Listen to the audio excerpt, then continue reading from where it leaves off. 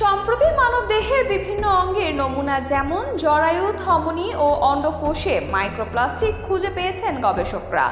তারা জানাচ্ছেন, প্লাস্টিক সংকট মানব স্বাস্থ্য, জীববৈচিত্র্য ও জলবায়ুর জন্য হুমকি স্বরূপ। এ বিষয়ে 175টি দেশ একটি ঐতিহাসিক চুক্তিতে স্বাক্ষরের 2 বছর পার হলেও বিশ্বে এখনও $712 বিলিয়ন প্লাস্টিক শিল্প কমানোর অগ্রগতি থমকে আছে। এদিকে প্লাস্টিকের উৎপাদন রোধ না করলে এখন থেকে 1 দশকের মধ্যে প্লাস্টিকের বজ্র নিয়ন্ত্রণে বিশ্ব হিমশিম খাবে বলে সতর্ক করেছেন নরওয়ের আন্তর্জাতিক উন্নয়ন বিষয়ক মন্ত্রী এনবিত টিভিনেরেইন। রুয়ান্ডা, নরওয়ে সহ প্লাস্টিক দূষণ মোকাবিলা করতে চায় এমন 60টিরও বেশি দেশে প্রতিনিধিত্ব করেন বিথ টিভিনেরেইন। তিনি প্লাস্টিক বর্জ্য রোধে এমন একটি চুক্তির আশা করছেন যেটি সময়ের সঙ্গে সঙ্গে এই দূষণ রোধে শক্তিশালী ভূমিকা পালন করবে।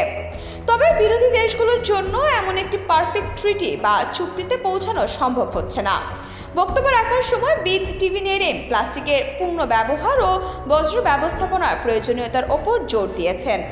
একই সঙ্গে ভবিষ্যতে প্লাস্টিকের উৎপাদন ও ব্যবহার কমানোর প্রয়োজনীয়তার ওপরও জোর দিয়েছেন তিনি। দক্ষিণ কোরিয়ার বুসানে শুরু হয়েছে প্লাস্টিক দূষণ নিয়ে জাতিসংঘের বিশেষ আলোচনা। প্লাস্টিক দূষণ বন্ধে বৈশ্বিক চুক্তির বিষয়ে এখানে আলোচনা হবে। এ সম্মেলনের আগে নরওয়ের আন্তর্জাতিক উন্নয়ন বিষয়ক মন্ত্রী এনবিত টিভিনেরেইন প্লাস্টিক উৎপাদনকারী দেশ ও অন্য দেশগুলোর মধ্যে বিভাজন থাকার বিষয়টি স্বীকার করেন। নরওয়ের এই মন্ত্রী মনে করছেন, তেল উৎপাদনকারী দেশগুলোর মতো বিরোধী শক্তির কারণে নিখুঁত চুক্তি সম্ভব নাও হতে পারে। তবে তিনি আশা করছেন এমন একটি চুক্তিতে তারা পৌঁছাতে পারবেন যা সময়ের সঙ্গে সঙ্গে আরও শক্তিশালী হবে। প্লাস্টিকের পুরো জীবনচক্রকে মোকাবিলা করতে বৈশ্বিক চুক্তির জন্য আলোচনার জন্য 175টি দেশে ঐতিহাসিক চুক্তির 2 বছর পর এখনও প্রতিনিধিরা করণীয় নিয়ে বিভক্ত হয়ে রয়েছে।